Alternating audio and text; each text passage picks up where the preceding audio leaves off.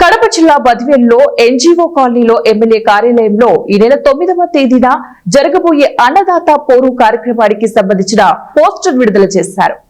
MLA doctor Dasari Sudha ఈ సందర్భంగా మాట్లాడుతూ రాష్ట్రంలో కూటమి ప్రభుత్వం రైతు సంక్షేమాన్ని పూర్తిగా విస్మరించిందన్నారు. ఈ కార్యక్రమానికి రైతులతో పాటు వైఎస్ఆర్సీపీ పార్టీ శ్రేణులు పెద్ద సంఖ్యలో పాల్గొని ఆర్టీఓకు వినతి పత్రాన్ని అందజేశారని పిలుపునిచ్చారు.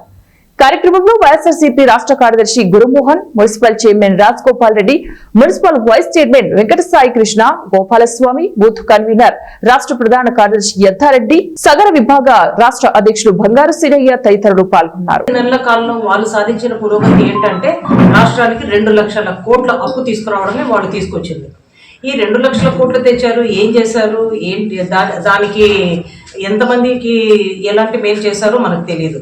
ఈ రోజున గతంలో జగన్మోహన్ రెడ్డి సార్ ఆయన ప్రభుత్వంలో విద్యకు వైద్యానికి ఎంత పెద్ద పీట వేశారో మనందరం చూసాం.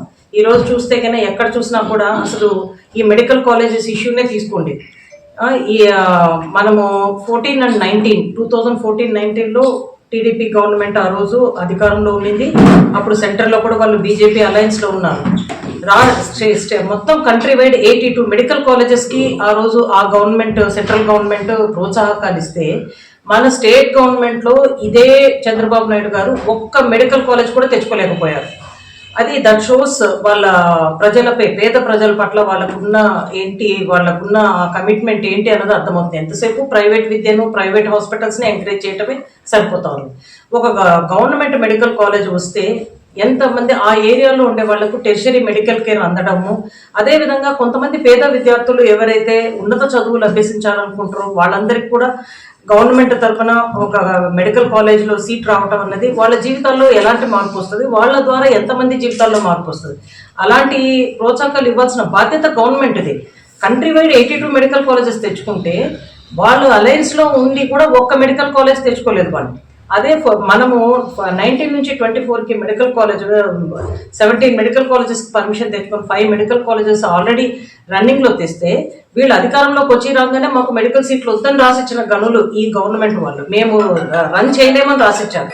ఎవరన్నా 50 మెడికల్ సీట్స్ ఇస్తే దాన్ని వద్దని చెప్పే ప్రభుత్వం ఉంటుందా? ఇప్పుడు మనం ఈరోజు అన్నదాతను తీసుకుందాం. 24 ఎలక్షన్స్ జూన్ అయినప్పటి నుంచి ఇప్పటికి ఎన్ని సీజన్స్ గడిచిపోయినాయి, రబీ అండ్ ఖరీఫ్.